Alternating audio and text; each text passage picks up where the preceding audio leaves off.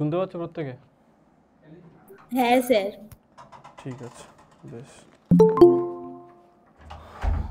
চলো এবারে আজকে যেটা আমরা পড়বো সেটা হলো kinetic theory of the gas. Kinetic theory of the গ্যাসটা কি? Kinetic theory of the gas হলো যে যদি আজকে আমি গ্যাসের কথাই বলি তো গ্যাসের ক্ষেত্রে তার হ্যাঁ যে একটু জোরে বলবেন। জোরে বলবো? শুনতে পাচ্ছ এবার? শোনা যাচ্ছে? ঠিক আছে। হ্যাঁ স্যার। দেখো, কাইনেটিক থিওরি অফ গ্যাসটা হলো যে যখন কোনো একটা গ্যাসের কথা আমরা বলছি তো সেই ক্ষেত্রে আমরা গ্যাস মলিকিউলসের কথা সবসময় বলে থাকি। যখন আমরা গ্যাস মলিকিউলসের কথা বলি তো সেই ক্ষেত্রে স্যার গ্যাসের যে এটা হয়ে গেছে। হয়ে গেছে degree of freedom, different types, এগুলো হয়ে গেছে। আমাদের আপনি বলেছিলেন আজকে ওই করাবেন, কারণ এটা পুরোটাই হয়ে গেছিল, Newton's law isobaric of process, cooling. Isochoric process, ওইগুলো হয়ে গেছে। আইসোথার্মাল প্রসেস, অ্যাডিয়াবেটিক প্রসেস, এগুলো হয়েছে। আমি বলছি কি কি হয়েছে। দেখো এটা বোধহয় হয়নি, এই প্রসেসেসগুলো হয়নি যতদূর আমার মনে আছে। আপনি লাস্ট আমাদের শুধু ল আর ইয়েগুলো করাচ্ছিলেন, মানে emissive power, Newton's law of এইটা কুলিং। হয়নি, এইটা হয়নি, এই পার্টটা হয়নি কাইনেটিক থিওরি অফ গ্যাসটা। দেখো, কাইনেটিক থিওরি অফ গ্যাস যেটা যেটা আমি বলছিলাম যে যখন আমি গ্যাস মলিকিউলসের কথা বলছি যে তার যে ইন্টারনাল এনার্জির কথা যখন আমি বলছি সেটা দুই রকমের হয়। ইন্টারনাল এনার্জি, এটাকে শর্টে আইই লেখা হবে। ইন্টারনাল এনার্জি একটা গ্যাসের দু রকম হয়, একটা হচ্ছে ইন্টারনাল কাইনেটিক এনার্জি আর একটা হচ্ছে ইন্টারনাল পোটেনশিয়াল এনার্জি। যার মধ্যে এই যে কাইনেটিক এনার্জিটা আছে এটা ডিপেন্ড করে টেম্পারেচারের উপরে, এটা ডিপেন্ডস অন টেম্পারেচার। আর পোটেনশিয়াল এনার্জি যেটা এটা ডিপেন্ড করে ইন্টারমলিকুলার অ্যাট্রাকশনটার জন্য, ডিপেন্ডস অন বা ইন্টারাকশনের জন্য।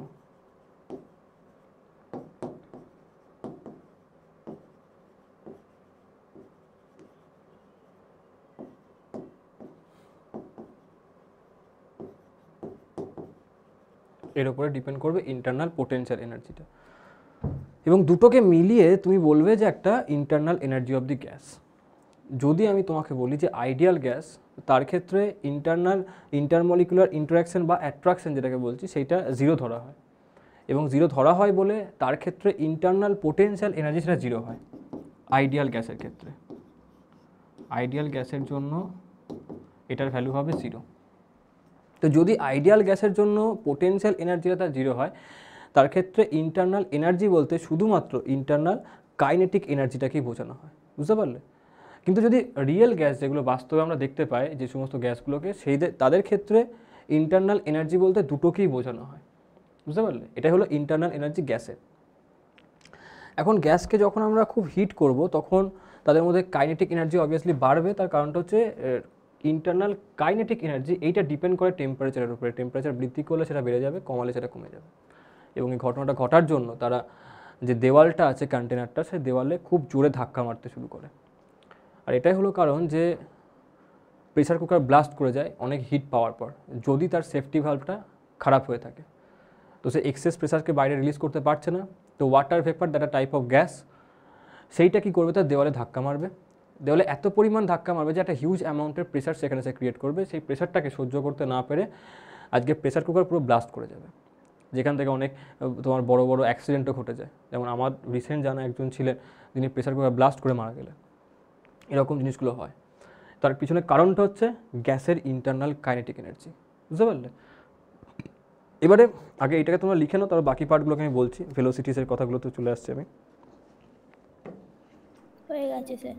আচ্ছা, হ্যাঁ স্যার হয়ে গেছে। এবার দেখো যখন আমরা গ্যাসের কথা বলি, স্যার ওই ডিপেন্ডস অন ইন্টারমলিকুলার ইন্টারাকশন লিখতে পারো কিংবা অ্যাট্রাকশন লিখতে পারো।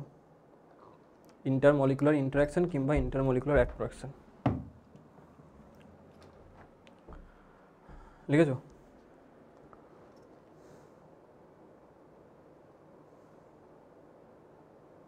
হ্যাঁ স্যার। আচ্ছা, এবারে চলে আসছে গ্যাসের ক্ষেত্রে তাদের যে ভেলোসিটিসগুলো। গ্যাসের ভেলোসিটি হয় 3 রকমের। একটাকে বলা হয় আরএমএস ভেলোসিটি, যেটা সব থেকে বেশি ইউজ করা হয়। এর ভ্যালু কত হয় √3r t by molecular wait.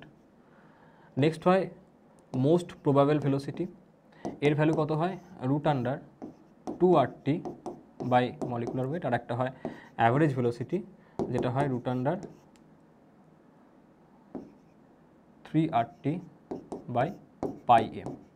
আগে এটাকে লিখে নাও।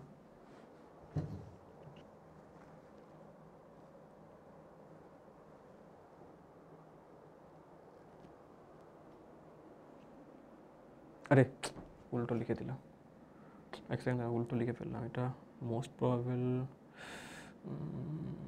প্রবাবেলটা হবে 8rt বাই πm, আর এটা হয়ে যাবে 2rt বাই m। এবার ঠিক আছে, লিখে নাও। 8rt pi M. 8rt by πm। এবং লক্ষ্য করে দেখো গ্যাসের যে ভেলোসিটি, এই তিনটের ক্ষেত্রে যে ভেলোসিটি অফ দি গ্যাস সেটা ডিপেন্ড করে টেম্পারেচার বাই মলিকুলার ওয়েটের উপর। তো যেই গ্যাসের মলিকুলার ওয়েট যত বেশি, তার ভেলোসিটি, যে কোনো ভেলোসিটি তত কম হবে, কারণ নিচের পোর্শনটা বাড়ছে। আর যেই গ্যাসের মলিকুলার ওয়েট যত কম, তার ভেলোসিটি তত বেশি হবে। এবার এই যে তিনটে ভেলোসিটির কথা আমি বললাম, এই তিনটে ভেলোসিটি বেসিক্যালি কোনখান থেকে আসছে? ব্যাপারটা আসে এইখান থেকে। স্যার লাস্টেরটা কি লিখেছেন ওই ভিএমপি এর নিচে? ভি অ্যাভারেজ, ভি নিচে সাফিক্সে এভি মানে average velocity, that is equal to √2rt by m। হ্যাঁ স্যার লিখেছে। এবারে এই যে বললাম যে এই ভেলোসিটিগুলো হয়তো মাথায় কোয়েশ্চেন আসে, যেগুলো হুট করে একটা গ্যাসের জন্য এত কেন ভেলোসিটির কথা আমি লিখব। এর কারণ আছে। কারণটা হলো এটা যে যখন আমি বলবো যে একটা গ্যাসের ভেলোসিটি কত, তো ভেলোসিটি একটা ভেক্টর কোয়ান্টিটি। ভেক্টর কোয়ান্টিটি যদি হয়, তার মানে একটা গ্যাস হতে পারে তার একটা কোনো মলিকুল প্লাস এক্সের দিকে যাচ্ছে, যেই স্পিড নিয়ে অসংখ্য মলিকুল আছে, হতে পারে তাদের মধ্যে কোনো না কোনো একটা মলিকুল সেই স্পিড নিয়ে সেই এক্সের দিক থেকে মানে মাইনাস এক্সের দিকে আসছে। তো টোটাল ভেলোসিটি কত হবে, তার প্লাস মাইনাস করে 0 হয়ে যাবে। তো যেই কারণে যে টোটাল তার ভ্যালু আমি বার করতে যাই একটা গ্যাসের জন্য, আমি বলবো তার নেট ভেলোসিটি হচ্ছে 0। তো যেই জন্য যদি কারো গ্যাসের ভেলোসিটি 0 হয়, বাস্তবে সেটা 0 হচ্ছে না। তো সেই জন্য এই তিনটে টার্ম আছে। এই তিনটে টার্মকে আরও একটা গ্রাফ দিয়ে বললে আরও ভালো করে বুঝতে পারবে, যেটাকে বলে ম্যাক্সওয়েল ডিস্ট্রিবিউশন গ্রাফ।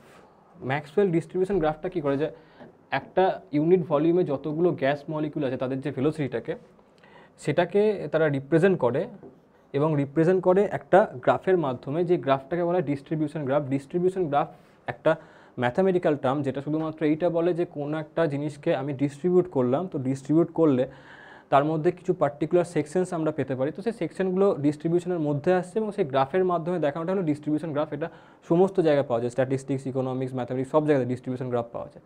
ফিজিক্সের ক্ষেত্রে ম্যাক্সওয়েল গ্যাসের জন্য সেই ডিস্ট্রিবিউশন গ্রাফকে ইউজ করেছিলেন, তো এখান থেকে নাম হয়ে গেল তো ম্যাক্সওয়েল ডিস্ট্রিবিউশন গ্রাফ। এই গ্রাফটা আমাকে এরকম ধর একটা গ্রাফ দেয়।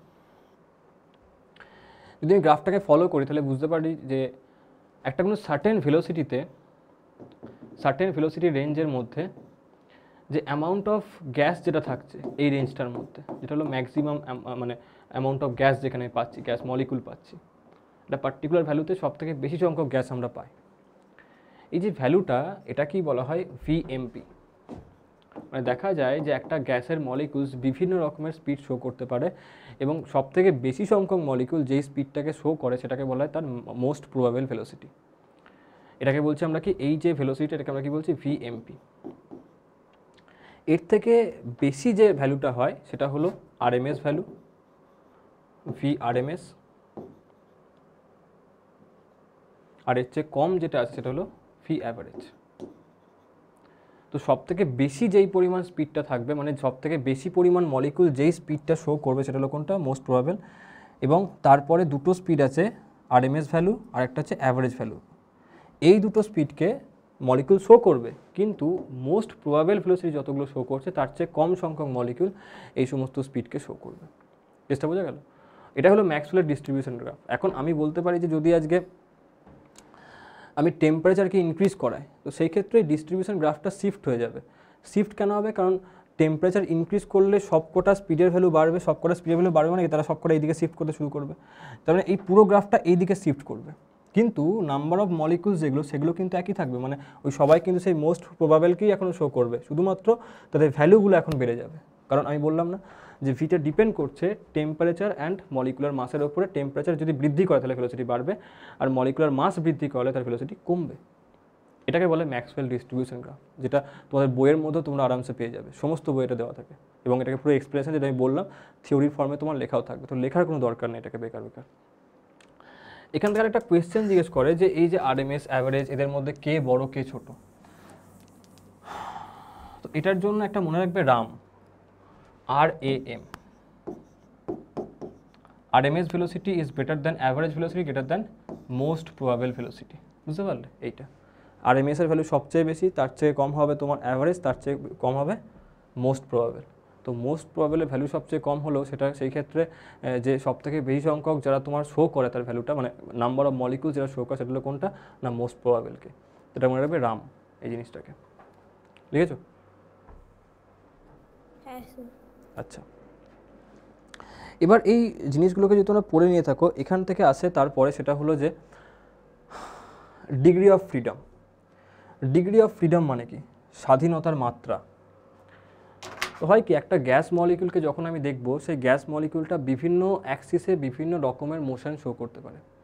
হতে পারে কোনো একটা মলিকিউল এরকমভাবে স্পিন করছে, হতে পারে এরকমভাবে ট্রান্সলেশন শো করছে, কোনো লাইনে মুভ করছে, আর হতে পারে পুরো মলিকিউলটা রোটেট করছে। তো মেনলি দু রকমেরই নেওয়া হয়, ট্রান্সলেশনাল অ্যান্ড রোটেশনাল। এখন এটা দেখা হয় যে কোন মলিকিউল কতগুলো অ্যাক্সিসের ওপরে রোটেশন বা ট্রান্সলেশন শো করতে পারছে, এবং তার উপরে যতগুলো অ্যাক্সিসের ওপরে যে যত বেশি শো করতে পারবে তাকে আমরা বলবো তার তত ডিগ্রি অফ ফ্রিডম। তো দু রকমের হয়, একটাকে বলা হয় ট্রান্সলেশনাল ডিগ্রি অফ ফ্রিডম, একটা হয় রোটেশনাল ডিগ্রি অফ ফ্রিডম। দুটোকে মিলিয়ে আমরা বলবো তার টোটাল ডিগ্রি অফ ফ্রিডম। তো F ইকুয়াল টু হয়ে যাবে FT প্লাস FR। F মানে কি? Degree of freedom. FT কি? Translational degree of freedom. FR টা কি? Rotational degree of freedom. এবার আমাদেরকে একটা ছক মাথায় রাখতে হবে এই তিনটে ডিগ্রি অফ ফ্রিডমের জন্য। এটা বিভিন্ন মলিকুলের জন্য বিভিন্ন রকম হয়। যদি মোনো অ্যাটমিক হয় তার জন্য একরকম ভ্যালু আছে, ডাই অ্যাটমিকের জন্য একরকম হয়, ট্রাই অ্যাটমিকের জন্য আর একরকম হয়। এই ভ্যালুগুলোকে লিখছি এখানটাতে। Mono atomic, die atomic, try atomic.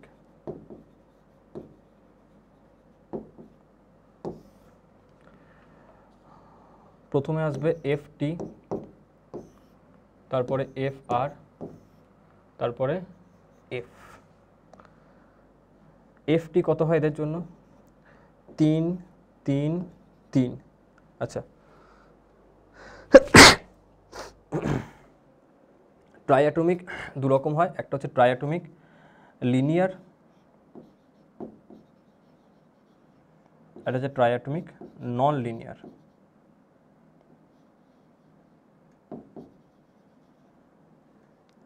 এবার ট্রাইঅ্যাটমিক নন লিনিয়ার এটাকে অনেক সময় পলিঅ্যাটমিকও বলা হয় এর ক্ষেত্রে। তো সেই ক্ষেত্রে কী হবে যে সবকটাই 3 3 করে আসে প্রত্যেকের ক্ষেত্রে। ট্রান্সলেশনালের ভ্যালু সবার জন্য 3 3 করে আসে, কিন্তু রোটেশনের ভ্যালুটা চেঞ্জ করে। রোটেশনালটা কত হয়? এর জন্য হবে 0 2 2, এখানে আসবে 3। তো টোটাল ডিগ্রি অফ ফ্রিডম তাহলে কত আসবে? মোনো অ্যাটমিকের জন্য 3 + 0 3, এর জন্য 3 + 2 5, এর জন্য 3 + 2 5, আর এর জন্য 3 + 3 6। এটা হলো টোটাল ডিগ্রি অফ ফ্রিডম। বুঝতে পারলে? আমাদেরকে এই ভ্যালুটাকে মনে রাখতে হবে যে কার জন্য ট্রান্সলেশন কত হচ্ছে, কার জন্য রোটেশন কত, জায়গা টোটাল ডিগ্রি অফ ফ্রিডম কত হচ্ছে। Non linear triatomic 3 3 6।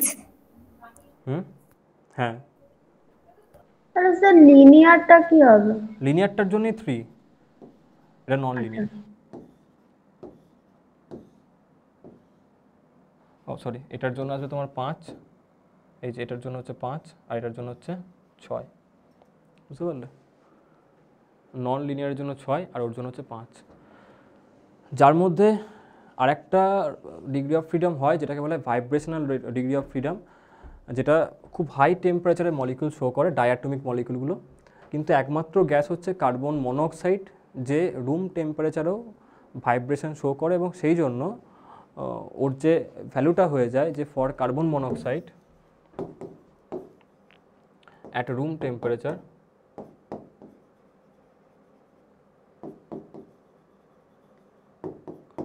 it shows vibration,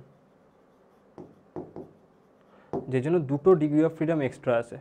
carbon monoxide তোমার linear gas, sorry diatomic gas, ডায়াটমিকের জন্য কত হয় 5, তো এখানে কত আসবে, দুটো এক্সট্রা আসবে, তাহলে কত আসবে, F ইকুয়াল টু হয়ে যাবে 5 প্লাস 2, তো 7 হয়ে যায় এই ক্ষেত্রে, বুঝতে পারলে। কার্বন মনোক্সাইডের ক্ষেত্রে এই এক্সেপশনটা থাকে যে রুম টেম্পারেচারেও ভাইব্রেশন শো করে, কিন্তু বাকি সমস্ত গ্যাস তাদেরকে হাই টেম্পারেচার দিলে তখন ভাইব্রেশন শো করবে। লিখে নাও এটাকে।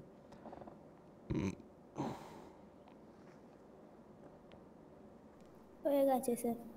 হয়ে গেছে, আচ্ছা স্যার একটু ঠিক আছে।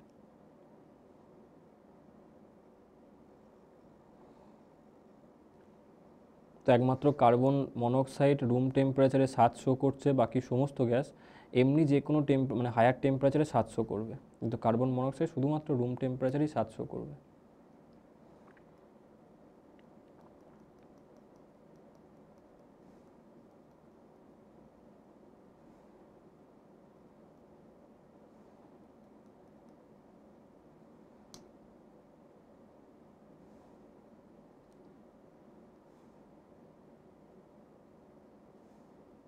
হ্যাঁ স্যার হয়ে গেছে। আচ্ছা, এবার আসছে kinetic energy of a particle, gas particle. তো মনে রাখবে একটা সার্টেন টেম্পারেচারে একটা particle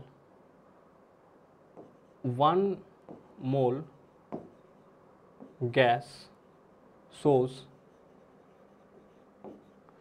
kinetic energy F/2 into KT. F/2 into KT বলো, কিংবা তুমি বলো যে F/2 ইন্টু আরটি, কেটা হলো বোলসম্যান কনস্ট্যান্ট। তাহলে যদি n নাম্বার অফ মোলস হয়, n মোলস গ্যাস হয়, তার ক্ষেত্রে কত হবে কাইনেটিক এনার্জি, না সেটা হয়ে যাবে NF/2 কেটি বা NF/2 আরটি। এটা হয়ে যাবে কার জন্য, যদি n নাম্বার অফ মোলস আমি ইউজ করি তার ক্ষেত্রে। যদি আইডিয়াল গ্যাস হয় সেই ক্ষেত্রে শুধুমাত্র এটাই আসবে, ইভেন ইন্টারনাল এনার্জি মানে। আর যদি নন আইডিয়াল বা রিয়েল গ্যাস হয় সেই ক্ষেত্রেও এটা হবে যে তার মধ্যে পোটেনশিয়াল এনার্জিও থাকবে, তার সঙ্গে সঙ্গে এই এনার্জিটাও থাকবে, বুঝতে পারলে। এখন বুঝতে পারছো যে বিভিন্ন গ্যাসের জন্য এই ভ্যালু তুমি বিভিন্ন রকম পাবে, তার কারণ mono atomic, diatomic, triatomic, linear, non linear, তাদের ক্ষেত্রে এফ এর ভ্যালু ডিফারেন্ট হবে। তো যেই কারণে প্রত্যেকটা টাইপের গ্যাসের ক্ষেত্রে তার যে ইন্টারনাল কাইনেটিক এনার্জি তার ভ্যালুও ডিফারেন্টই হবে। লিখে নাও এটাকে।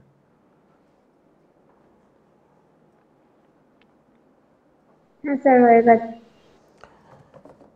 এবারে আমি এতক্ষণ ধরে বলছিলাম যে আইডিয়াল গ্যাস, নন আইডিয়াল গ্যাস মানে রিয়েল গ্যাস, এগুলো কি? তো রিয়েল গ্যাস মানে আমি বললাম যে সমস্ত গ্যাসগুলোকে আমরা রিয়েল লাইফে ফেস করি, মানে আমরা যে নামটাকে জানি, বাস্তবে যাদের আমি কথা বলছি, তারা হলো সবকটা নন আইডিয়াল গ্যাস বা রিয়েল গ্যাস। কিন্তু আইডিয়াল গ্যাস থেকেও রিয়েল গ্যাসে কনভার্ট করা যায়। যেমন আইডিয়াল গ্যাস বলতে আমি বলছি তাদের মধ্যে কোনো রকম ইন্টারমলিকুলার অ্যাট্রাকশন নেই। যদি ইন্টারমলিকুলার অ্যাট্রাকশন না থাকে, কিন্তু বাস্তবে এমন একদমই হয় না যে দুটো গ্যাসের মলিকিউলসের মধ্যে কোনো রকম ইন্টারমলিকুলার অ্যাট্রাকশন নেই, বাস্তবে অ্যাট্রাকশন থাকে। তো অ্যাট্রাকশন যদি হয় তাহলে তারা কাছাকাছি আসবে, কাছাকাছি আসছে মানে তারা কোন গ্যাস হচ্ছে না, রিয়েল গ্যাস। তো এবার আমাকে কোয়েশ্চেনটা করে যে রিয়েল গ্যাস থেকে আইডিয়াল গ্যাসে আমি যাব কীভাবে। দেখো যদি আজকে বলি একটা রিয়েল গ্যাস আছে এখানটাতে, এখান থেকে আমাকে যেতে হবে আইডিয়াল গ্যাসে। রিয়েল গ্যাস থেকে যখন আমি আইডিয়াল গ্যাস যাব সেই ক্ষেত্রে আমাকে প্রথমে কি করতে হবে, রিয়েল গ্যাসের মধ্যে ইন্টারমলিকুলার অ্যাট্রাকশন কম না বেশি নাকি নেই, কি কোনটা রিয়েল গ্যাসের ক্ষেত্রে? নেই। নেই। নেই, আইডিয়াল গ্যাসের মধ্যে আছে।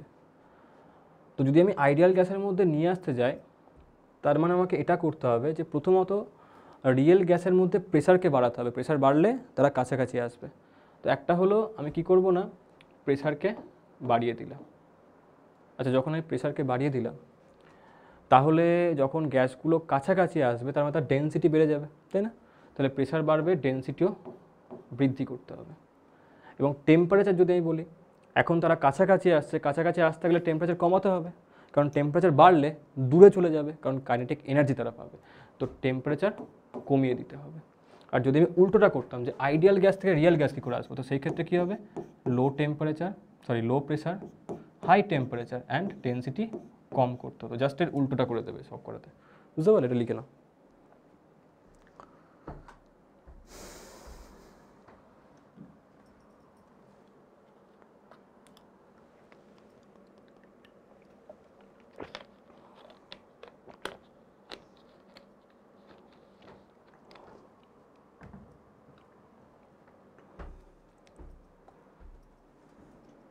সবার নিউ ইয়ারের কি প্ল্যান গো? নতুন বছর তো চলে এলো। হ্যাঁ, ঘুরতে যাব কোথায় ঘুরতে যাচ্ছ? দক্ষিণেশ্বর, দক্ষিণেশ্বর ঘুরতে আসবে? তোমার বাড়ি কোথায়? বারাসাতে। বাহ, বারাসাতে ওই একটা কালী ঠাকুর হয় না, কি জানো নাম? বড় মা হয়তো। হ্যাঁ, হয় কি ঠাকুর আছে? হ্যাঁ হ্যাঁ, ঠাকুর আছে, ঠিক আছে। এবারে গেছিলাম রাত্রেবেলা দেখতে মা বাবাকে নিয়ে, তখন কটা বাজবে, আমি মা বাবা বোন সব গেছিলাম রাত্রিবেলা 11:30 12টা হবে, 12:30 এরকম, ওই সময় গেছিলাম দেখতে। ইয়া বড় কালী ঠাকুর করেছে, বাপরে। দক্ষিণেশ্বর ঘুরতে আসবে, খুব ভালো। তুমি কালী ভক্ত তাহলে? হ্যাঁ, তো দক্ষিণেশ্বর ভিজিট করো, তো ঘুরতে কোথায় গেলে? তো ঘুরতে তো বাইরে যেতে হবে তোমাকে, তাই না? এই পাহাড়ের উপর চলে গেলে কিংবা জলের উপর চলে গেলে, তাই টাকা না? নেই, হ্যাঁ, টাকা নেই। ও এই জন্য, ঠিক আছে, অসুবিধা নেই। এই কয়েক বছর পর তুমি রোজগার করতে শুরু করো, তখন তুমি নিয়ে চলে যাবে আবার কি। আর বাকিদের? সুশান্তর কি খবর, কি করছো? সিমরান পিকনিক যাবে। সিমরান পিকনিকে যাচ্ছ? হ্যাঁ, কোথায়?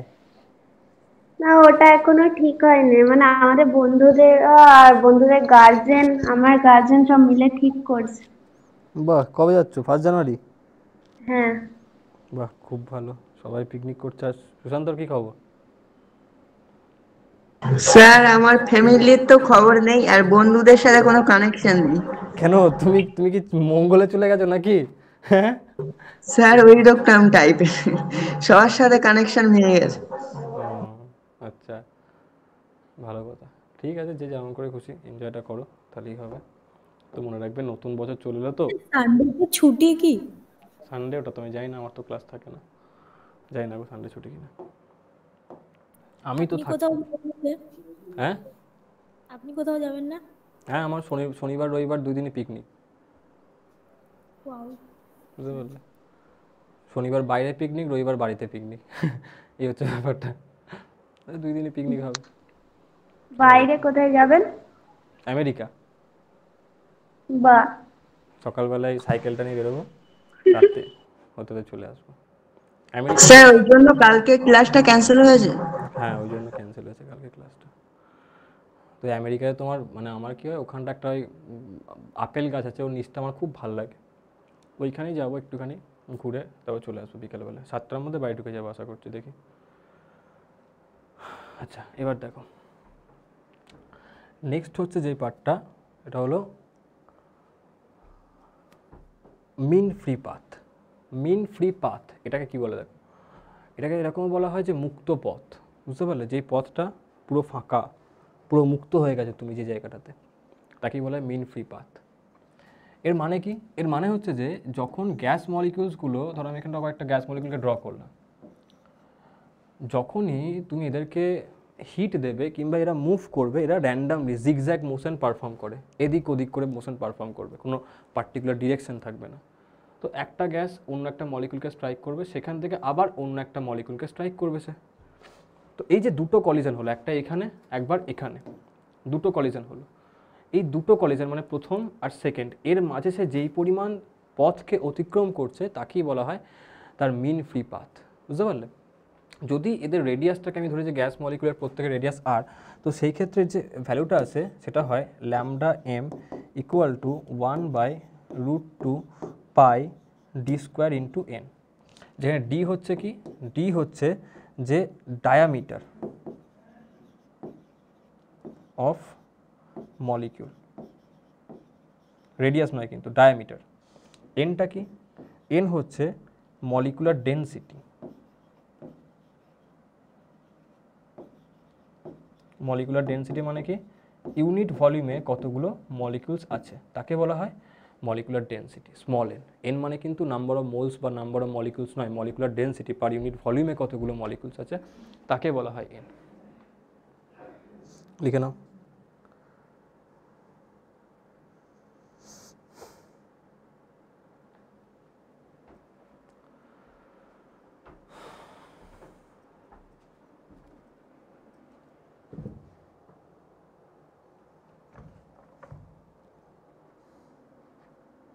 স্যার এনটা কি লেখা রয়েছে?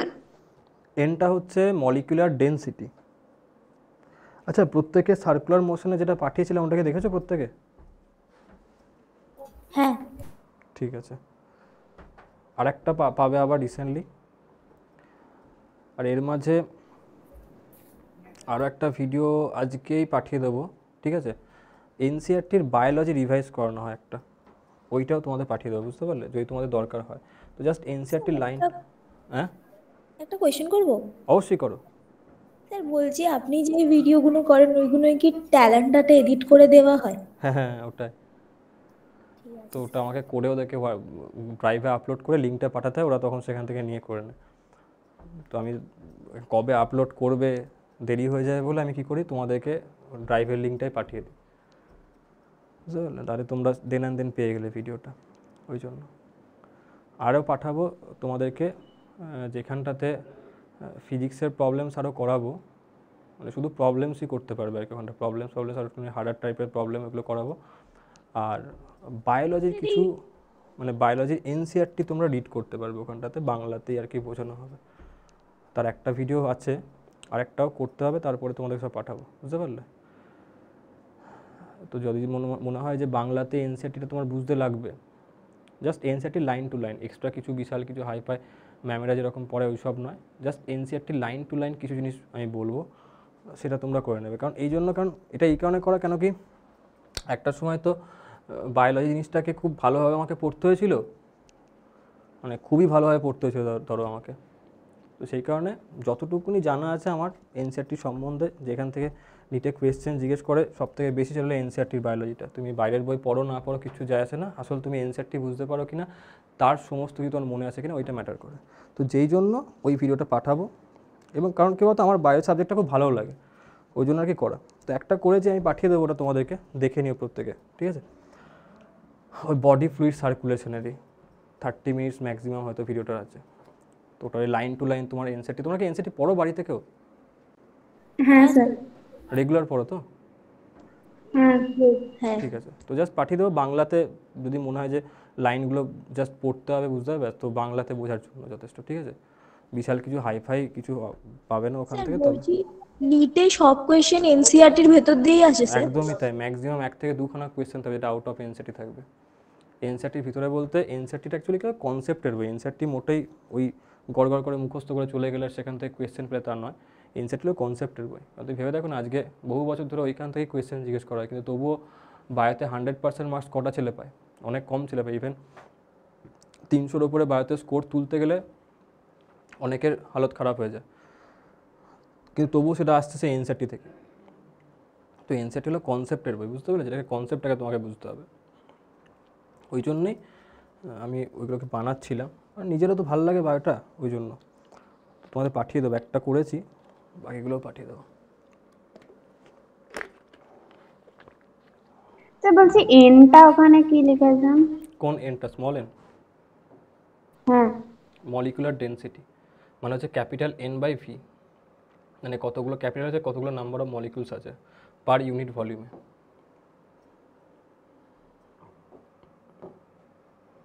লেখা আছে?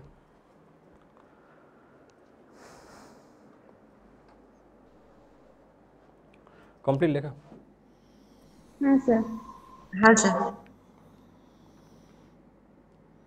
চলো এবারে আসছি আমি কোনো একটা গ্যাসকে যখন আমি হিট সাপ্লাই করব, সেই গ্যাসটাকে হিট সাপ্লাই করতে গেলে কত পরিমাণ হিট সাপ্লাই করব সেটাকে আমি বলছি কি না, সেটাকে আমি বলছি যে তোমার ডি কিউ পরিমাণ। সাপোজ গ্যাস আমি সাপ্লাই করলাম, এন মোলস অফ গ্যাস আছে। তো আমি জানি যে যদি আমি কোনো গ্যাসকে বা কোনো মেটেরিয়ালকে যদি আমি গ্যাস সাপ্লাই মানে হিট সাপ্লাই করি, সেই ক্ষেত্রে তাকে যেই পরিমাণ হিট দিতে হবে তার ভ্যালু হয় Q equal to M S delta T. Q equal to M S delta T. কিউটা কি? কিউটা হচ্ছে গিভেন হিট। এমটা কি? এমটা হচ্ছে মাস অফ দি বডি। এসকে বলা হয় স্পেসিফিক হিট। আর ডেল্টা টি হচ্ছে এটা দেওয়ার জন্য কতটা তার টেম্পারেচারের মধ্যে চেঞ্জ আসছে। বুঝতে পারলে? Q equal to M S delta T. যখন তুমি সার্টেন একটা মাসকে মানে 1 কেজি 2 কেজি 1 গ্রাম 2 গ্রাম এরকম কেজিতে বা কোনো একটা সার্টেন অ্যামাউন্ট অফ মাসকে তুমি হিটের চেঞ্জ করাতে চাইছো, তার জন্য তুমি যেই পরিমাণ হিট দেবে সেটা হলো Q equal to M S delta T. যদি আমি তোমাকে বলি যে মাস নয়, এখন আমি সাম মোল নেব, গ্যাসের ক্ষেত্রে ইউজ করা হয় যে এত মোল, এটাকে আমি এন দিয়ে লিখছি, তার ক্ষেত্রে কি লেখা হয়?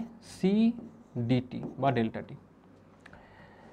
যেহেতু আমি এখানে এম এর জায়গাতে এন নিলাম, মানে কেজির জায়গাতে মোল নিলাম, আর এসের জায়গাতে সি নিলাম, তো সেই কারণে এখন এই সিটা বেসিক্যালি এসের রোলকে প্লে করছে কিন্তু মোলার টার্মে। তো এটাকে বলা হয় molar specific heat.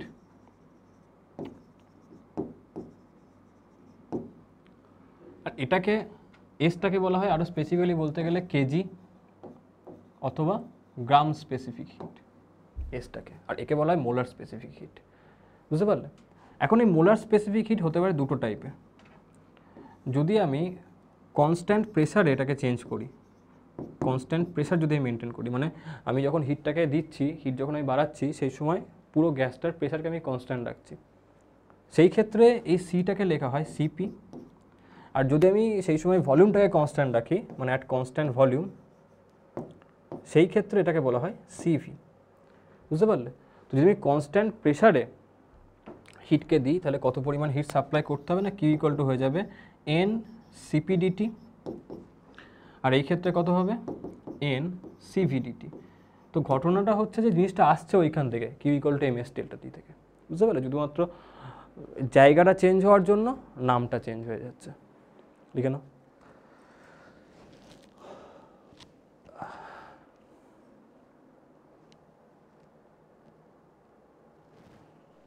Sir constant ভিটাতে কি ওটা স্মল কিউ আছে? না না, দুটোই একই Q.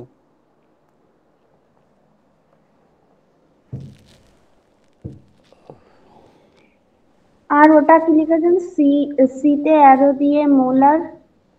Molar specific heat. Sir specific হিটটা কি? স্পেসিফিক হিট হচ্ছে যে সেই পরিমাণ হিট, যেই পরিমাণ হিট দিলে কোনো একটা বস্তুর টেম্পারেচার 1 ডিগ্রি সেন্টিগ্রেড বা কেলভিন বা ফারেনহাইট ইনক্রিজ হবে। বুঝতে পারলে?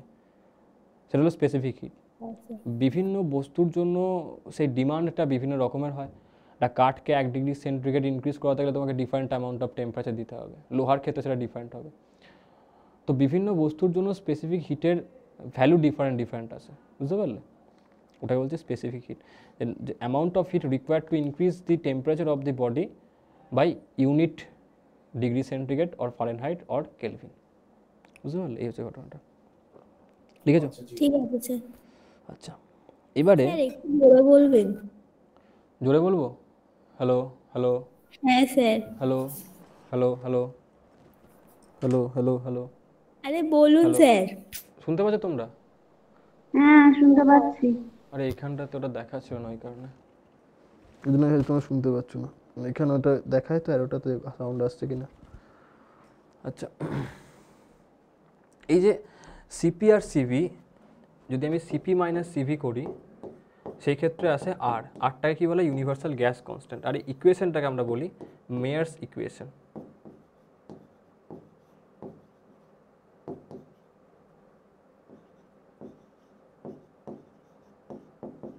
বলে মেয়ার্স ইকুয়েশন। এই যে আমরা সিভি বললাম, এই সিভি মানে কত আছে ডিগ্রি অফ ফ্রিডমের টার্মে বলতে গেলে F/2R। যদি সিভি মানে F/2R হয় তাহলে আমি বলতে পারি যে সিপি মানে কত হবে R প্লাস সিভি, তাই না? মেয়ার্স ইকুয়েশন থেকে সিপি সমান কত হবে R প্লাস সিভি। তাহলে আমি লিখতে পারি যে R প্লাস সিভি মানে কত F/2 ইন্টু R। তাহলে আসবে কতটা R ইন্টু 1 প্লাস F/2। এটা আসবে কি না সিপি মানে। আর এই যে সিপি আর সিভির যে রেশিও CP/CV, এই রেশিওটাকে বলা হয় গামা। গামাটাকে বলা হচ্ছে অ্যাডিয়াবেটিক কনস্ট্যান্ট।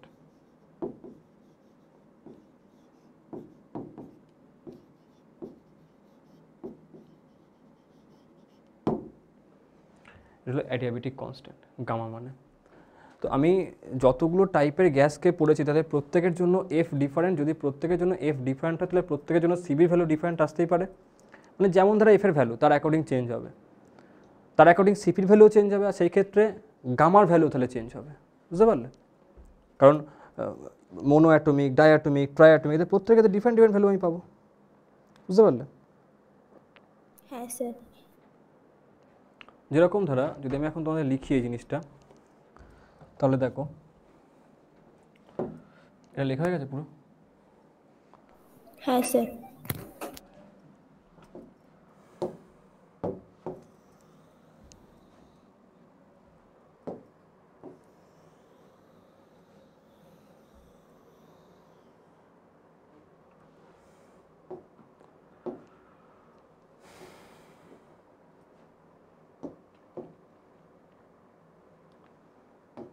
মোনোঅ্যাটমিক, ডায়াটমিক, ট্রাইঅ্যাটমিক, লিনিয়ার,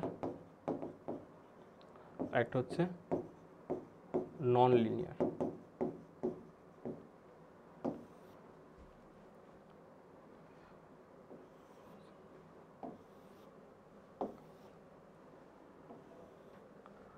এখানে আমরা লিখবো তার ডিগ্রি অফ ফ্রিডম, এখানে লিখবো সিভি, এখানে লিখবো সিপি, আর এখানে লিখবো গামা।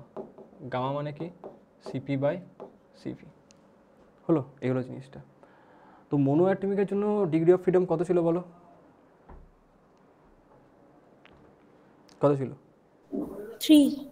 3। ডায়াটমিকের জন্য 3 ছিল। ট্রাইঅ্যাটমিক লিনিয়ারের জন্য, এটাকে পলিঅ্যাটমিকও বলা হয় ট্রাইঅ্যাটমিকটাকে। বুঝতে পারলো? অনেক জায়গায় পলিঅ্যাটমিকে বলা হয়। কত হয়? 3 স্যার একটা কথা বলবো, হ্যাঁ 3 না 5? ডিগ্রি অফ ফ্রিডম তো পোটেন্ট ও ফ্রিডম ট্রান্সলেশন তো আর 5 হবে। ডিগ্রি অফ ফ্রিডম 5 হবে না? 5 হবে ডায়াটমিকটা। ডায়াটমিকের জন্য 3 ও 5 আমি টোটাল লিখেছি না, হ্যাঁ সরি 3 5 5 6 সরি 3 5। হ্যাঁ এটা কত হবে? লিনিয়ার ওটাও 5 হবে। 5, নন লিনিয়ারটা 5 হবে 6 এরকম মনে রাখি 3 5 5 6, এটা আমি এরকম মনে রাখি 3 5 5 6। আচ্ছা এবার তাহলে আমাকে বলো সিভি কত আসবে এটার জন্য? কত হয় সিভি মানে F/2R। তাহলে এখানে কি লিখবে এর জন্য? 3/2 ইন্টু R। এর জন্য কি লিখবো? 5/2 ইন্টু R। এর জন্য কি লিখবো? ওই একই হবে 5/2 ইন্টু R। এর জন্য কত হবে? 6/2 মানে 3 ইন্টু R। বুঝতে পারলে? হয়ে গেল। আচ্ছা তাহলে সিপি কত আসবে? সিপি মানে কত হবে? জাস্ট সিভির সঙ্গে আর যোগ করে দাও। তাহলে এর সঙ্গে আর যদি আমি যোগ করি তাহলে আসবে কতটা? সেটা হবে 5R/2, 5/2 ইন্টু R। এর জন্য কত আসবে তাহলে? 7/2 ইন্টু R। এর জন্য কত আসবে? একই জিনিস 7/2 ইন্টু R। আর এর জন্য কত চলে আসবে না 4R। তাহলে গামা কত আসবে? CP/CV। সিপি কত এটার জন্য? 5/2। এর জন্য কত? 3/2। CP/CV করলে কত আসবে? 5/3। এর জন্য কত আসবে তাহলে? 7/5। এর জন্য কত আসবে? 7/5। আর এর জন্য CP/CV করলে কত আসবে? 4/3। বুঝতে পারলে? এই হবে গামার ভ্যালুটা। এই ভ্যালুগুলোকে কাজে লাগানো হয়, খুব কাজেও লাগে এই ভ্যালুগুলো অনেক প্রবলেমে, কিন্তু সবাই কী করে ভ্যালুটাকে মনে রাখে? তুমি আমাকে এখনই বলো যে মোনো অ্যাটমিক গ্যাসের জন্য গামার ভ্যালু কত, আমি বলতেই পারবো না। তাই প্রথম দিন বলেছিলাম না আমি সবসময় মনে কম রাখি, কারণ তোমার ব্রেনটা ভগবান দিচ্ছে খাটানোর জন্য। তো মনে রাখার জন্য বেসিকগুলোকে মনে রাখো। আমি যদি কিছু মনে রাখতে হয় সেটা কোনটা মনে রাখি বলতো? ডিগ্রি অফ ফ্রিডমটাকে। কারণ আমি জানি যে ডিগ্রি অফ ফ্রিডম জানলে আমি সিভি বলতে পারবো, সিপি বলতে পারবো, রেশিও নিলেই গামা হয়ে যাবে, এবং পুরো কাজটা মুখে মুখেই হয়ে যায়। আমি বেকার বেকার কেন ভ্যালুগুলোকে মনে রাখবো? কারণ আমি একটা যদি ভ্যালু ভুলে যাই, তো সেই ক্ষেত্রে আমার তো মুশকিল হয়ে গেল। বুঝতে পারছো? এখানে আমি সবসময় সাজেস্টই করি যে মিনিমাম জিনিস, যেটা রুট, যেইখান থেকে খুব ইজিলি ওইটা চলে আসে 1-2 সেকেন্ডের মধ্যে, সেই ভ্যালুকে জাস্ট মনে রাখো। যত তুমি কম মনে রাখবে তত বেশি তুমি অ্যাপ্লাই করতে পারবে। কারণ তোমার মাথা যদি কনজেস্টেড হয়ে থাকে অলরেডি ইনফরমেশন দিয়ে, তো সে কাজ করবে কী করে? তোমার তো ব্রেনটা কনজেস্টেড করে রেখেছো তুমি। বুঝতে পারলে? ওই জন্য আমি সবসময় মনে রাখি কোনটা বলতো? ডিগ্রি অফ ফ্রিডম, এফের ভ্যালুকে, যে 3 5 5 6, 3 5 5 6 হয়ে গেল। ব্যাস, তোমার সিপি বলুক, সিবি বলুক, গামা বলুক, তুমি ঝটপট বার করে ফেলবে, অসুবিধাই নেই সেখানটাতে। হলো? স্যার হ্যাঁ স্যার। আচ্ছা,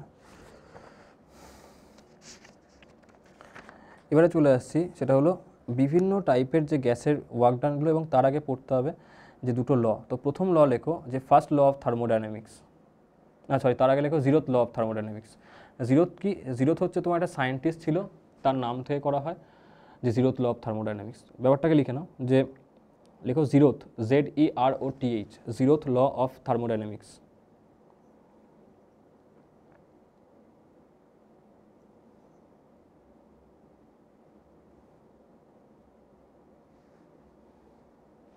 লেখো, if two systems are in thermal equilibrium,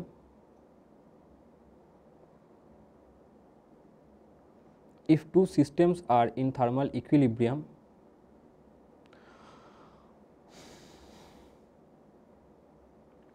with a third,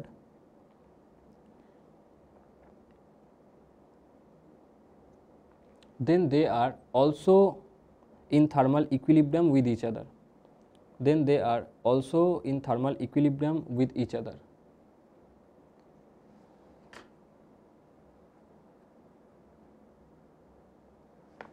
লিখেছো?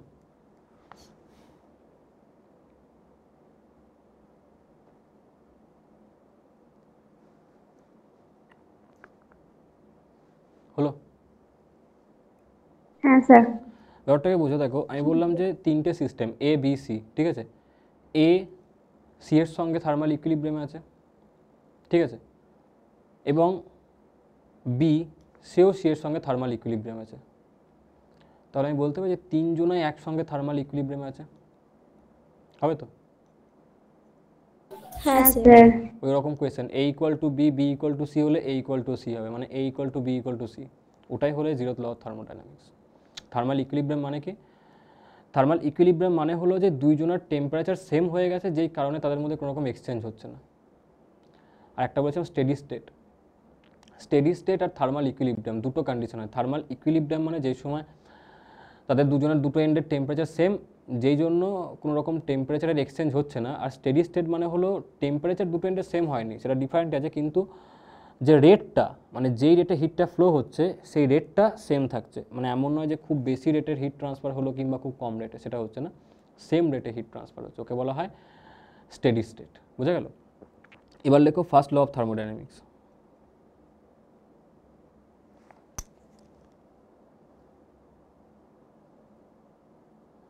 লেখো, হিট সাপ্লাইড, ব্র্যাকেটে লেখো ক্যাপিটাল কিউ, হিট সাপ্লাইড ব্র্যাকেটে capital Q,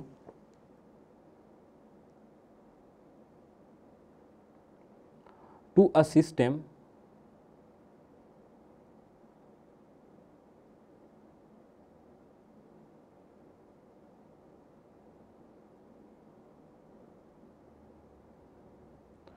a system is equal to algebraic sum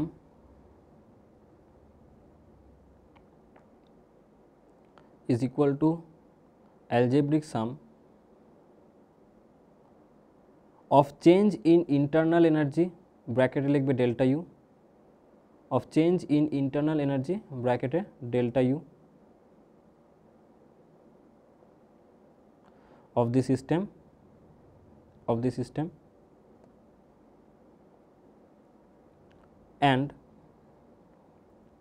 mechanical work done, ব্র্যাকেটে W, mechanical work done by the system, mechanical work done by the system.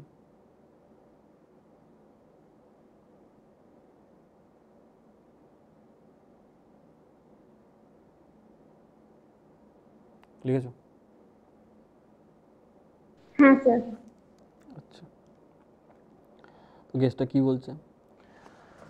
বলছে যে মনে করো তুমি একটা কোনো সিস্টেম ছিল, যে সিস্টেমকে তুমি একটা certain amount of heat transfer করলে, যেই পরিমাণ হিট তুমি ট্রান্সফার করলে সেই হিটটা সেই সিস্টেমের দুটো কাজে লাগে।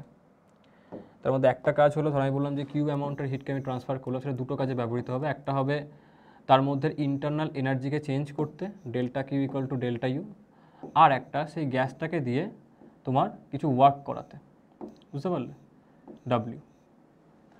তো এটাই হলো ফার্স্ট ল অফ থার্মোডাইনামিক্স। যখনই তুমি কোনো একটা গ্যাসকে হিট দাও, তো সেই ক্ষেত্রে দুটো কাজই হয়, যে তাকে দুটো কাজ করতে বলা হয়। মানে একটা বলা হয় তার এই গ্যাস এই হিটের একটা পোর্শন নিয়ে সে তার নিজের এনার্জিকে মানে ইন্টারনাল এনার্জিকে ইনক্রিজ করবে, আর একটা পার্ট নিয়ে সে কিছুটা ওয়ার্ক করবে। এবং এই কাজটা করার জন্যই তুমি ভেবে দেখো, যখন স্টিম ইঞ্জিনের কথা আমরা বলতাম, স্টিম ইঞ্জিন যখন এসেছিল, যেখানটাতে একটা বড় ট্যাঙ্ক থাকতো যার মধ্যে জল থাকতো এবং একটা লোক থাকতো যে কয়লা দিত এবং আগুন জ্বালাতো, সে কী করতো, এই জলটাকে বয়েল করতো, আর জলটাকে যখন সে বয়েল করতো তখন সে জলটা হিটকে পেলো। হিটকে পাওয়ার জন্য দুটো কাজ হতো তার মধ্যে, একটা হলো তার যে ভেপারগুলো এলো সেই ভেপারগুলোর মধ্যে কাইনেটিক এনার্জি বাড়তো, মানে ডেল্টা ইউ বাড়ছে, ইন্টারনাল এনার্জি বাড়ছে। আর একটাও তাকে দিয়ে কিছু কাজ করাতো, এবং সেই কাজটা কি, ট্রেনটাকে ধাক্কা মেরে নিয়ে যাচ্ছে, বুঝতে পারলে? তো এই জিনিসটাকে সেখানে অ্যাপ্লাই করা হয়েছিল। এবং ওই জলটা প্রত্যেকটা স্টেশনের মধ্যেই ওরকম দ্বারা সিস্টেম থাকতো যে যাতে করে সে জলকে আবার রিফিল করতে পারে। তো যেখানে শেষ হয়ে যেত সেখানে আবার নতুন রকম দ্বারা কন্টেনার অ্যাড করা হতো, বুঝতে পারলে? যে সিস্টেমটা এখন চলে গেছে, এখন তো ইলেকট্রিক ট্রেন চলে এসছে, ইভেন আজকে তো বুলেট ট্রেনে চলে গেল। চলো লিখে নাও এটাকে।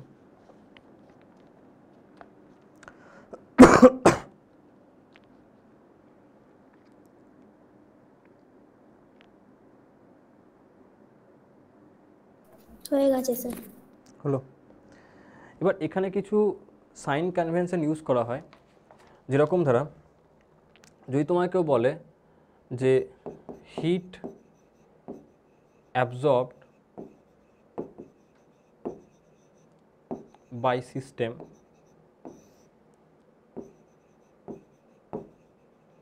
তাহলে সেই ক্ষেত্রে পজিটিভ নেওয়া হয়, মানে প্লাস কিউ নেবে তুমি। ধরো তোমাকে বললো যে হিট রিজেক্টেড বা রিলিজড বাই সিস্টেম, সেই ক্ষেত্রে তুমি কী নেবে, মাইনাস কিউ। নেক্সট ধরো তোমাকে বললো যে ইনক্রিজ ইন ইন্টারনাল এনার্জি,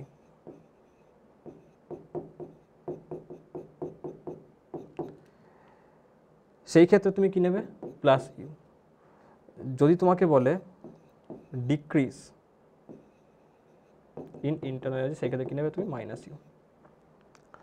তোমাকে বললো work done by the system, মানে সিস্টেম নিজে কাজ করছে, work done by the system, সেই ক্ষেত্রে তুমি কী নেবে, পজিটিভ ডাব্লু। যদি বলে work done on the system, সেই ক্ষেত্রে কী নেবে, নেগেটিভ ডাব্লু, বুঝতে পারলে? তো মনে করো যে আজকে একটা কোনো সিস্টেম আছে, একটা কন্টেনার দেওয়া আছে এখানটাতে, এখানে একটা পিস্টন রাখা আছে এবং এর ভেতরে কিছু পরিমাণ গ্যাস আছে, যে কোনো টাইপস অফ গ্যাস আর কি রাখা আছে এটার মধ্যে। তো যখন এই গ্যাসটাকে তুমি রেখে দিচ্ছ এটার মধ্যে, তখন তুমি কি করলে, ধরো তুমি উপর থেকে চাপ দিলে, যে তুমি উপর থেকে চাপ দাও, তাহলে তুমি সিস্টেমটার উপরে কাজ করলে, সিস্টেমটার উপরে যদি তুমি কাজ করছো তার মানে সেই ক্ষেত্রে ওয়ার্ক ডান কত হবে, work done on the system, মানে নেগেটিভ ওয়ার্ক ডান করলে তুমি। আর যদি এরকম দ্বারা হয় যে তুমি কোনোভাবে টেম্পারেচার দিলে এবং এটা ওপরের পিস্টনকে ধাক্কা মেরে উপর দিকে তুলে দিল, তাহলে সেই ক্ষেত্রে ওয়ার্ক কে করলো, সিস্টেম ওয়ার্ক করলো, কারণ পিস্টনকে সে তুলছে ওপর দিকে। সেই ক্ষেত্রে ওয়ার্ক ডান কত হবে, বাই দি সিস্টেম, পজিটিভ হবে, বুঝতে পারলে? যখন আমি ওয়ার্ক দিলাম, ওয়ার্ক দেওয়ার জন্য এর মধ্যে ইন্টারনাল মানে হিট দিলাম, তখন ইন্টারনাল এনার্জি বাড়বে। তো ইন্টারনাল এনার্জি বাড়ছে, তো সেই ক্ষেত্রে কত আসবে না, প্লাস ইউ। এবং আমি সেই সময় কি দিয়েছি না, তাকে হিট দিলাম, তো সে হিটকে অ্যাবজর্ব করলো, মানে প্লাস কিউ, বুঝতে পারলে? তুমি দেখো Q equal to U plus W সবকটায় প্লাস থাকছে, তাই না? মানে আমি যদি বলি তোমার ইউ আর ডাব্লিউ প্লাস, তাহলে কিউটা তো প্লাস হতে হবে, তাই না? হ্যাঁ স্যার।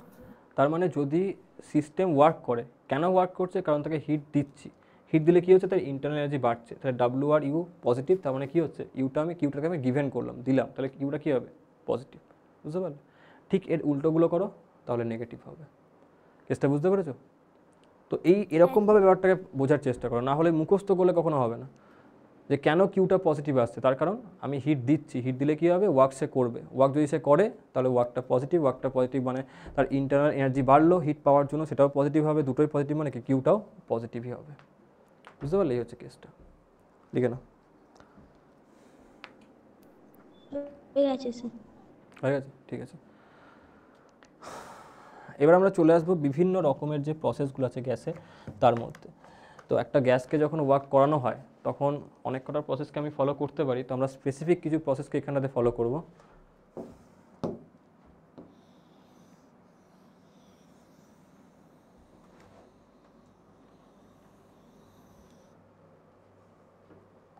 প্রথম যে প্রসেসটা আসবে সেটা হলো আইসোকোরিক প্রসেস।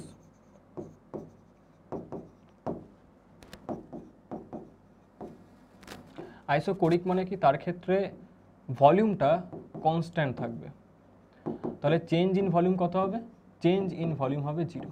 আচ্ছা ঠিক আছে, ভলিউম কনস্ট্যান্ট মানে কি, মানে একটা কন্টেনার যার মধ্যে গ্যাস তুমি রেখে দিয়েছো, তার যেই পিস্টনটা, এই পিস্টনটা তুমি ফিক্স করে দিয়েছো, মানে এটা ওপর নিচে মুভ করতে পারবে না। তাহলে কি হবে,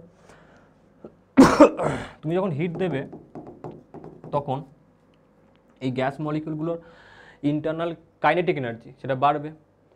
হ্যাঁ বাড়লো, তাহলে তারা এখন এই দেওয়ালে ধাক্কা দেবে। এখন যদি তারা দেওয়ালে ধাক্কা দেয় তার মানে এটাই হবে যে পিস্টন কিন্তু আর মুভ করতে পারবে না, তার কারণ পিস্টনটা ফিক্সড হয়ে আছে। যদি সে মুভ করতে না পারে তার মানে আমি বলতে পারি যে এখানটাতে ওয়ার্ক ডান সে কত করবে, তো মুভই করছে না, তাহলে কোনো ওয়ার্ক ডান করা হচ্ছে, বলো ওয়ার্ক ডান করছে, তাহলে ওয়ার্ক ডান কত আসবে, 0। এক্ষেত্রে ওয়ার্ক ডান হয় 0। যদি ডাব্লিউটা 0 হয় তাহলে আমি ল অনুযায়ী বলতে যে কিউ ইকুয়াল টু ইউ হয়ে যাবে এখানটাতে। তাহলে এখানে কী হবে, কিউ ইকুয়াল টু ইউ হয়ে যাবে। তো এখানে যতটা পরিমাণ হিট আমি দিই সেই পুরো হিটটা কিসে কনভার্ট হয়ে যাচ্ছে, ইন্টারনাল এনার্জি চেঞ্জ করাতে। তো ডি কিউ ইকুয়াল টু লিখতে পারি আমি ডিইউ। বুঝতে পারলে? এটা কার জন্য, আইসোকোরিক। আর এই যে ডিইউ হয়, এই ডিইউটার যে ভ্যালু আছে that is equal to D Q, and that is equal to হয়ে যায় এন সিভি ডিটি। কেন, তুমি কত পরিমাণ হিট দিচ্ছ, কনস্ট্যান্ট ভলিউমে হিট দিলে তার অ্যামাউন্ট কত হয়, এন সিভি ডিটি।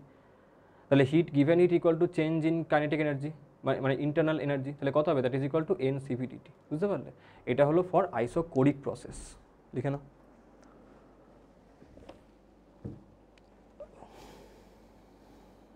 স্যার আইসোকোরি প্রসেস, কোরিক, সি লাস্টে সি থাকবে। ও ওখানে মিস হয়ে গেছে, আইসোকোরিক সি।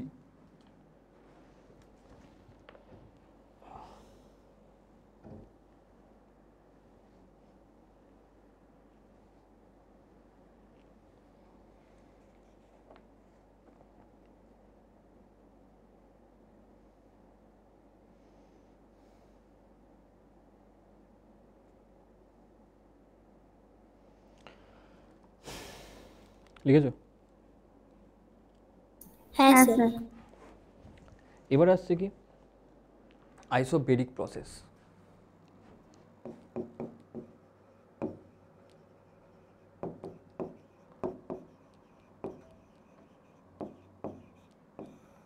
আইসোবেরিক প্রসেস মানে কি, যেখানটাতে প্রেশার হচ্ছে কনস্ট্যান্ট। বার কথাটার মানে তোমার সবসময় প্রেশার যেখানে ইউজ করে সেখানে বার ইউজ করা হয়। প্রেশারের টার্ম একটা ইউনিট হয়, 1 বার 2 বার, বার ইউজ করে। আইসোবেরিক প্রসেস মানে পিটা হচ্ছে তোমার কনস্ট্যান্ট। এই ক্ষেত্রে সিস্টেমটা কীরকম, ধরো যে ওই একটা গ্যাস কন্টেনার আছে, এখানটাতে একটা পিস্টন রাখা আছে, এই পিস্টনটা হলো মুভেবল পিস্টন।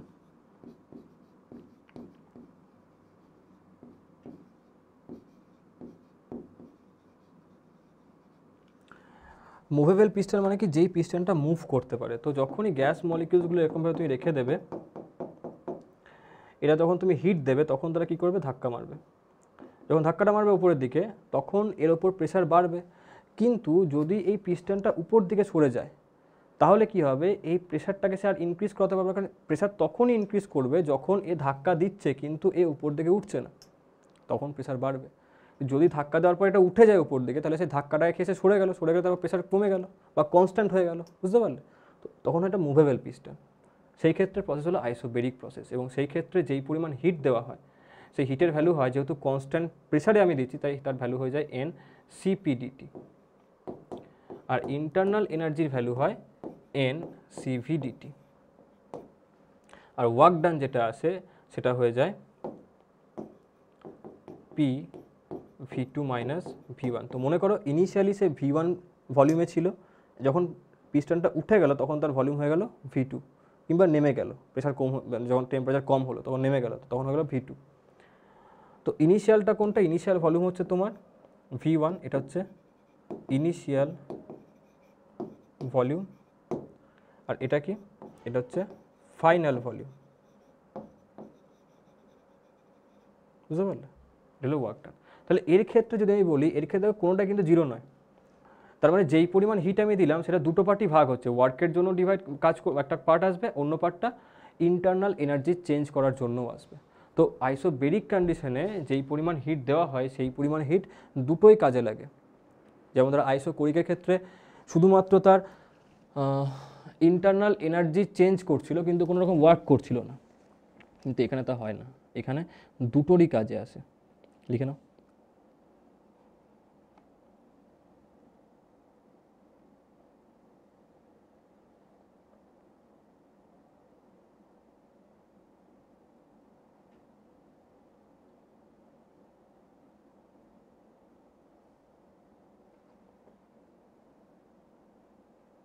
হয়ে গেছে স্যার।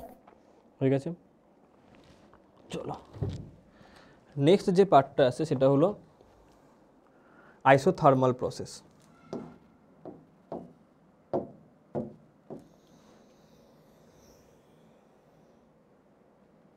এখানে কি হয়, আইসোথার্মাল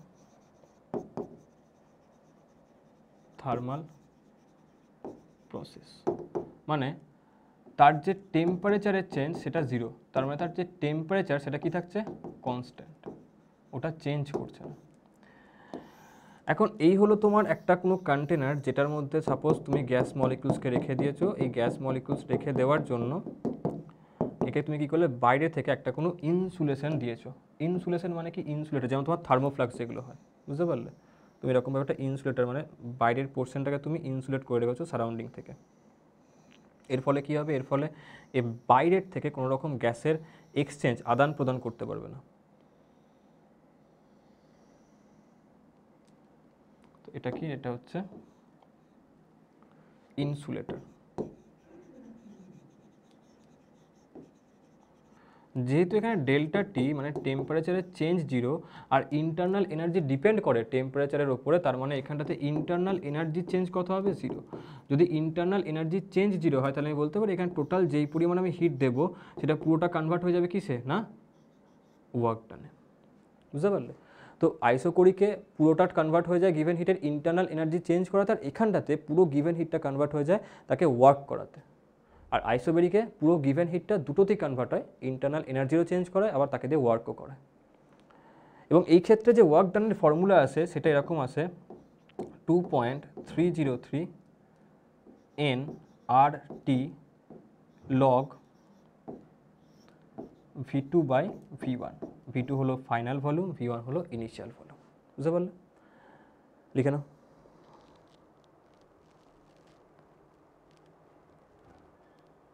তো ওটা অ্যারো দিয়ে কি লিখেছেন ওখানে? ইনসুলেটর, ইনসুলেটর যেমন থার্মোফ্লাক্স হয় না, ইনসুলেট করা থাকে পুরো বাইরের থেকে, যেই জন্য ভিতর আর বাইরের মধ্যে কোনো রকম টেম্পারেচারের আদান প্রদান হয় না। তো টেম্পারেচার তারা ইনক্রিজই করছে, যা আগে ছিল তাই পরে থাকবে। যেমন থার্মোফ্লাক্সের মধ্যে ঠান্ডা জল সবসময় ঠান্ডায় থাকে, গরম জল সবসময় গরমই থাকে, কারণ কোনো রকম এক্সচেঞ্জ, ওটা হলো তোমার এই কন্ডিশনটা আইসোথার্মাল কন্ডিশন।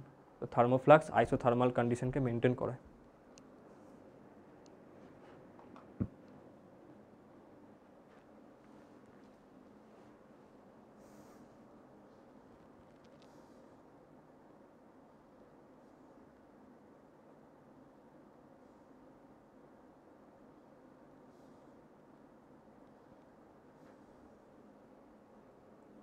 দেখেছো? হ্যাঁ স্যার। এর পরেরটা যেটা সেটা হলো তোমার অ্যাডিয়াবেটিক প্রসেস।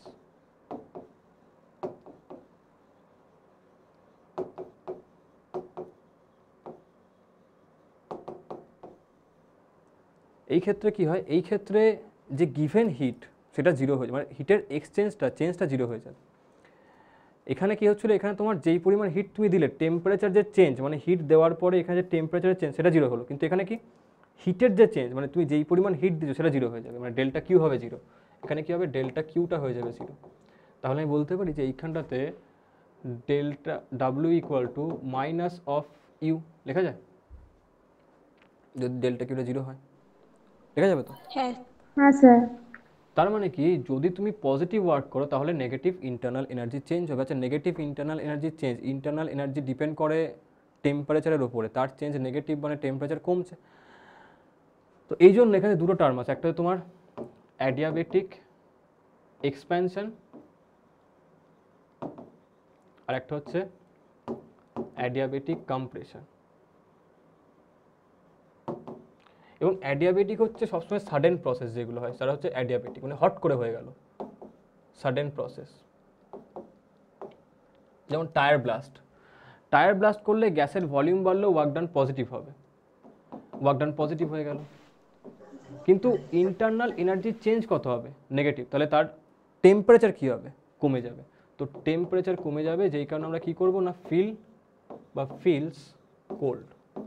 তো টায়ার ব্লাস্ট করলে বা টায়ার থেকে যদি খুব জোরে হাওয়া বেরোয় সেটা ঠান্ডা হয়, তার কারণ অ্যাডিয়াবেটিক হট করে হচ্ছে না, খুব স্পিডে হচ্ছে, খুব ফাস্ট প্রসেস, তার হলো অ্যাডিয়াবেটিক। তো সেই ক্ষেত্রে ওয়ার্ক ডান পজিটিভ হচ্ছে, কারণ ভলিউম বেড়ে যাচ্ছে, আর ভলিউম বাড়লে ইন্টারনাল এনার্জি কী হবে, নেগেটিভ, আর নেগেটিভ ইন্টারনাল এনার্জি মানে কি, সেই ক্ষেত্রে টেম্পারেচার কমে যাবে।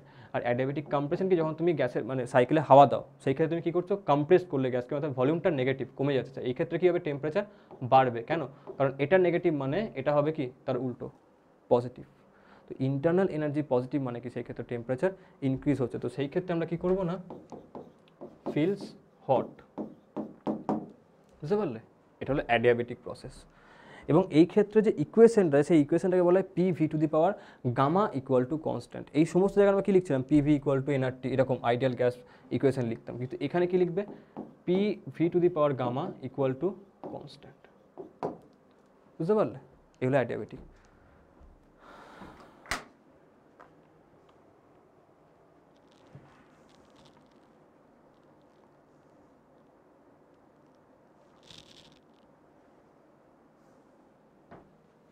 ঠিক আছে? হ্যাঁ স্যার। অ্যাডিয়াবেটিকের ক্ষেত্রে যে ওয়ার্ক ডানটা হয় তার ফর্মুলা আছে P1 V1 minus P2 V2 divided by gamma minus 1।